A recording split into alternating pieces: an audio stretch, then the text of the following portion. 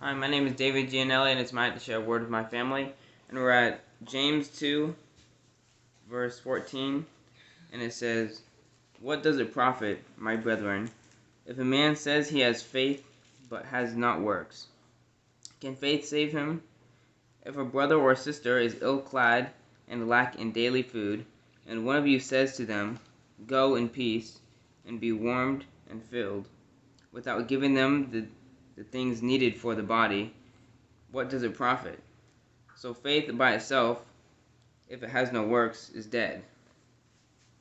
And so when I read that scripture, the first verse 14, it was saying that the faith by itself without works is basically useless and won't do anything. In verses 15 to 16, it was saying that if a person is ill-clad, and ill-clad means badly dressed, wrongly dressed, either in respect of weather or current circumstance or situation, and that's saying that basically they're not prepared for a certain situation. So it's saying that if a person isn't prepared for a certain situation and is in lack of daily food, which I'm assuming is the word, and then someone like a pastor or a preacher or some random person says to them or prays for them and tells them to say a certain prayer or whatever, so that they can go to heaven, but doesn't give them the proper teaching that they need, it's basically useless to them, and it won't get them anywhere, and it won't profit. And their faith without any works won't get them anywhere. And the people that are teaching them about God should teach them that they should not only have faith but also act on their faith. That's what Matthew 25 talks about. When I was hungry, you fed me; naked, you clothed me. And he told the sheep, "Come on, enter in." And they said, "Well, when did we feed you? When did we clothe you?" And I asked God as a baby Christian, why didn't the sheep know they're supposed to do this? He said, because my ministers aren't telling them. And I was a baby Christian when God told me that. That's over 40 years ago. And God spoke that to me like I'm talking to you. It's because my ministers aren't telling them. And the ministers aren't doing it either. They're not really doing that. They're not teaching the people to do that. Now they do it as a group. Well, our church hands out food. Our church has supports a homeless shelter. Our church. But in Matthew it says, "When I was hungry, you fed me." You didn't give the organization to do it, but you fed me. Who does that mean? That means the ones God's having you come across. And just like most of the people say, well, they go to our church, we help them. If they don't go to their church, they don't help them. You know, that's why I just shared a testimony the other day as a baby Christian when God told me to put a check in my pocket. And I went to Assembly of God that morning, and I said, "Here?" He said, "No." I went to singing in a Pentecostal church that afternoon. I said, "Here?" He said, "No." I went to Catholic church there that night, and I said, "You want me to give the check here?" He said, "No." And when I walked out of the church, this Emmy Salgado had just taken in a foster child, probably 2 or 3 years old. "Hey, Brother Andy, look. I said, "Oh, she's beautiful." He said, "Dad, this is all the clothes she owns." And God said, "Here." You understand? Now, if I gave that check to one of the churches, I wouldn't have had it to give to her. But, that's what God told me. And that's what people, going right back to being led by the Spirit. When you're led by the Spirit, you're pleasing God. When you're led by the flesh, you're pleasing you or who's ever manipulating you. And that's just what a lot of people, like once saved, always saved. Because you confess Jesus, you're going to heaven. That scripture right there, plus many more, tell you that's not true. You say you have faith and you see a hungry brother and won't feed him. You see him, it's winter and he needs a coat and you won't give him a coat.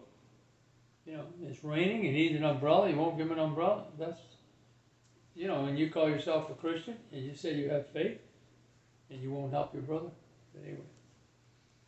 And it says, "And you say, go in peace and be warm and filled." Well, how are they going to be warm and filled when they don't have the means to be warm and filled unless you do something? So that also, but I like that where you were coming from, David, if I understood you correctly, you were relating it to teaching people what works are, in the sense you said that you said if a pastor comes up to a person, you said if a person is not prepared, you looked up ill-clad, and it means not prepared for a situation. That was part of the meaning for it. And you were saying that if a pastor or somebody comes up to that person, they realize that person is not prepared, whether it's not prepared for life, not prepared for whatever, and they just go, oh yes, God bless you, my brother, and pray this prayer and you're good to go. But they don't teach them how to walk with God. They don't teach them how to hear from the Lord. They don't teach them how to walk out their faith. Then it's useless. That's what the part you were bringing out tonight. So it wasn't just the fact of doing a physical thing for the person, as in feeding them or clothing them. You were bringing out the part of the duty of a minister. If he sees a person that is ill prepared for a faith walk or not knowledgeable or whatever, then it's leading a person to the Lord is not just saying pray this prayer that you believe in Jesus Christ and then that's it. It's actually teaching them what a faith walk is and how to hear from the Lord, so that they're out doing the things that they're supposed to be doing, walking out their faith and works, is if I'm understanding you correctly. Yes or no? No. Okay. That was pretty good that you actually saw that in there, to bring that part out of it. I was talking to a friend the other day, and she was repeating that she had heard somebody say, and it always stuck with her, that church is a hospital for sick people. And that's in another song too, that church is a hospital. But I do understand that concept, that the church is a hospital, because Jesus said, I didn't come for the people that are well, I came for the people that are sick and all that. But when I think about it, Jesus didn't say that's what church was. He said, I came for the people that are sick and need a healer. So he was saying that a part of my work, a part of the work of someone who believes in Jesus, is to go to the sick, is to go to people that are in need, right?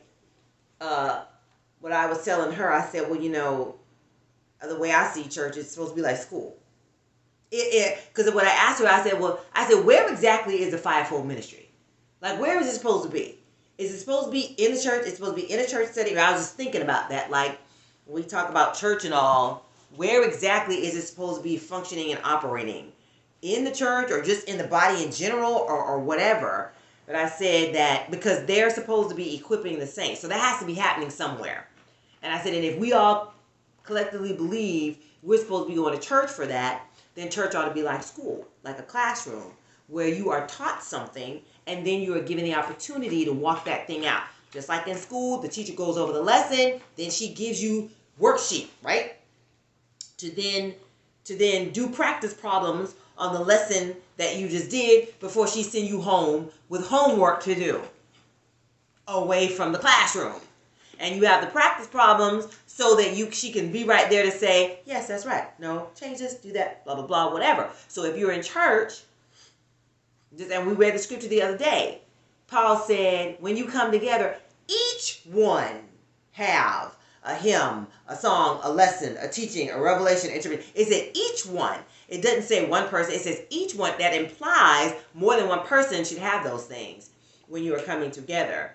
And in that setting, people ought to be able to practice hearing from God and say whatever it is that they're hearing God say. Let the prophet speak 2 or 3, and those standing by judge what's being said. When they're in a place of safety, people that they trust can say, yes, that is God, I agree, no, or whatever, so that then when they go out into the world, at work, school, gas station, Walmart, wherever, they are then much more confident when God begins to speak to them to stop. They have the confidence to stop. They recognize God's voice.